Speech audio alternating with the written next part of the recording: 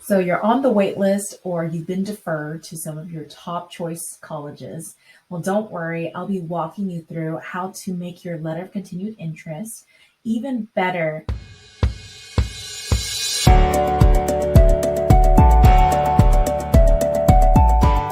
Hey, for those of you that don't know me, I'm Tiffany. I'm a college and career coach. I help students navigate their career journeys and decide what colleges to go to and how to apply. I also help professionals figure out what their career path could look like as well. So go ahead and subscribe since I share tons of tips and tricks on how to live your best life through college and career, of course.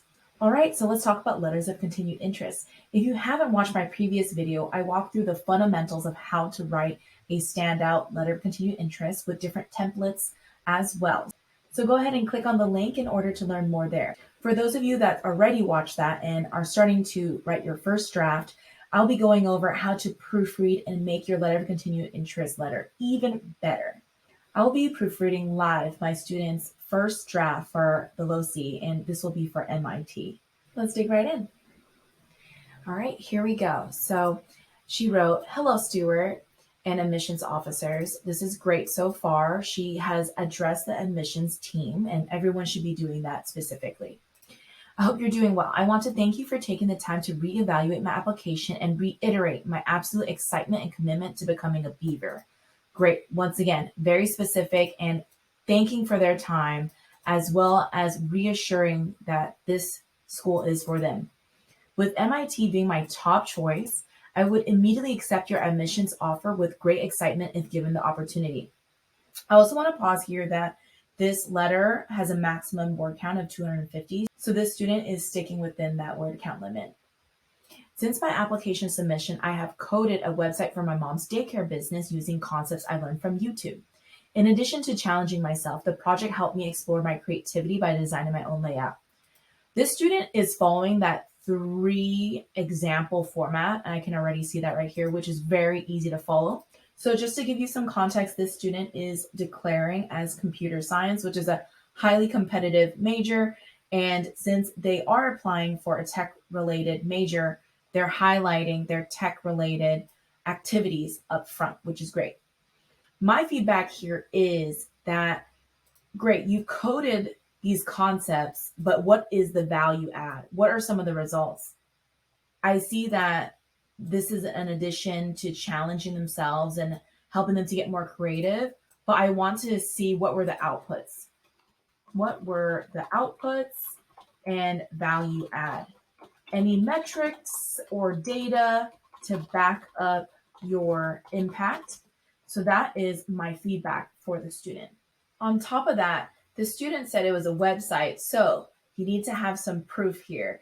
If possible, go ahead and link the website in order for the admissions officers to see. Oftentimes, you can put a section at the bottom, important links, and then add in the website link here. All right, next paragraph. "Secondly, I started working as an intern receptionist at a local dental clinic. As an intern, I'm responsible for communicating with patients and helping with internal operations like sterilization." Okay, great. This student has been really busy. And on top of this student is interested in a specific field like biotechnology. So they're demonstrating here that volunteering at a dental clinic is health related. So it's a good meld between their tech interests, as they stated above.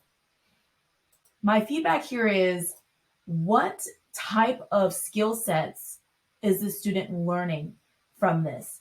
What is the value of this? Yeah, you are interning as a receptionist and you're responsible for communication and internal operations, but like what is the value here?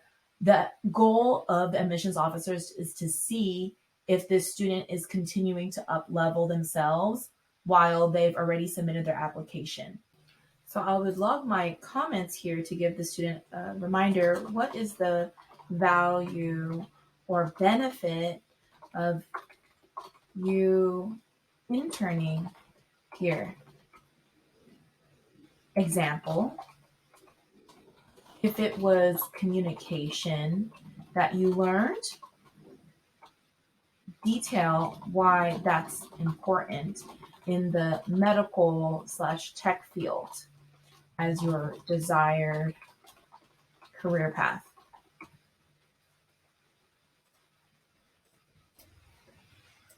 Thirdly, I have also been intentionally participating in my school's club, the health education at blank high school. I removed that just to give the students some anonymity, and creating events for younger students. I am passionate about helping others explore different aspects of medicine and building a like-minded community. For instance, my team and I held an event for 15 attendees with a guest speaker from the biotechnology field, and some of the students said they learned a lot from the event. So I love that the student was very specific. 15 attendees, had a guest speaker from the specific field that they're interested in, biotechnology. However, I would really recommend that this student think critically on how they phrase this. Health and education club. So since I've worked with a student, I know that this was part of their original application itself. So if you're doing something different for your club or extracurricular that's already been on your activities list, then make sure that you're highlighting that you're continuing, but you're adding in a different evolution to it or a different chapter. So specify the differences or up leveling that you are doing for your school or activity. And I see here that this student said that students mentioned they learned a lot from the event. This is way too broad. This is too broad. Let's be more specific. What did they learn? Give some examples. And it doesn't have to be very long and detailed, just being more specific. Like they've learned about this impact of the specific medicine in order to live a healthier life or whatever the case is. And now the student wraps it up by saying, I hope you will consider my additional achievements and see how determined and purposeful I am as I strive to be part of the MIT community. Thank you again for your time, and I'll be optimistically waiting to hear from you. I really like the way they ended it. Overall, this is not bad. A good first try at it. And the purpose of proofreading this together is to show you how we can up-level this. And another way is to make sure that you're tailoring it more to MIT. Beyond saying you want to be a beaver or that this school is your top choice, give me reasons as to why. And remember the last video, for those of you that watched it or those that haven't, remember to go ahead and find the link down below, is we need to take a look at the school's mission statement and values so you can correlate it to your letter as fine-tuned as possible. I just went to the MIT website, copy and pasted their mission and value statement here just to save you all time for example's sake. So here we go.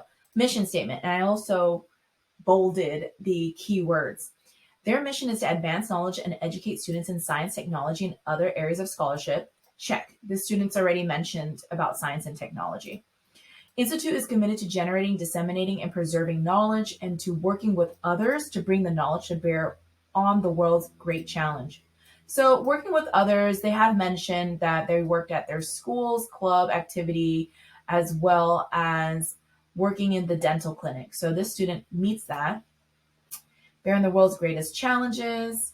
MIT is dedicated to providing its students with an education that combines rigorous academic study and excitement of discovery with the support and intellectual stimulation of a diverse campus community. I don't quite see much about diversity here, so I would recommend the student to call out maybe if they worked on this website, what was their viewpoint on inclusion when they're creating the content. Are they having a section where they localized / translated any of the content to different languages, top 3 languages that this area would serve? So I know the student lives in the Bay Area and the top languages would be Spanish and likely Vietnamese or Mandarin. Is that something that they considered? And that's something they can mention on their outlook on diversity. We seek to develop in each member of the MIT community and the ability and passion to work wisely, creatively, and effectively for the betterment of humankind. So humankind overall, this student has great ambitions, and their application itself did mention a lot about humankind and solving challenges. So it does meet that. So we want to think of it, we don't need to have all of the mission and values impacted into this little 250-word letter of continued interest. But that's something to keep in mind. Is there something more that we can really double down on? What my overall feedback would be is to make sure you're tailoring the LOCI to the school. How are you highlighting the key areas to demonstrate that this school is still for you? You're really excited, gung-ho about it, and these are the clear examples as to why. And then on top of that, being very specific as to what activities you've been up to demonstrate your impact and value. Don't forget to be as specific as possible. I can't stress that enough, because every time I do help proofread some of my students' LOCIs, that's the number one feedback I have, and make sure that that's an area that you're doubling down on. And last but not least, these examples should be varied.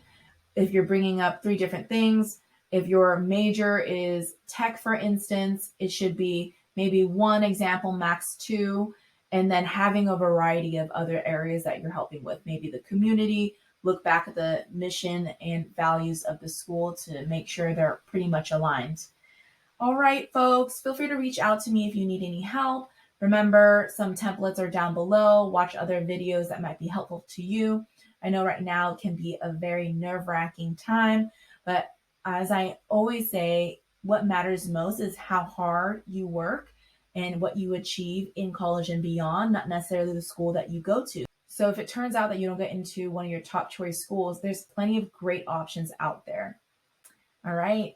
Go ahead and subscribe, like this video, comment down below if you have any other tips, and update us if you get into any of those schools and any other questions you might have. See you next time.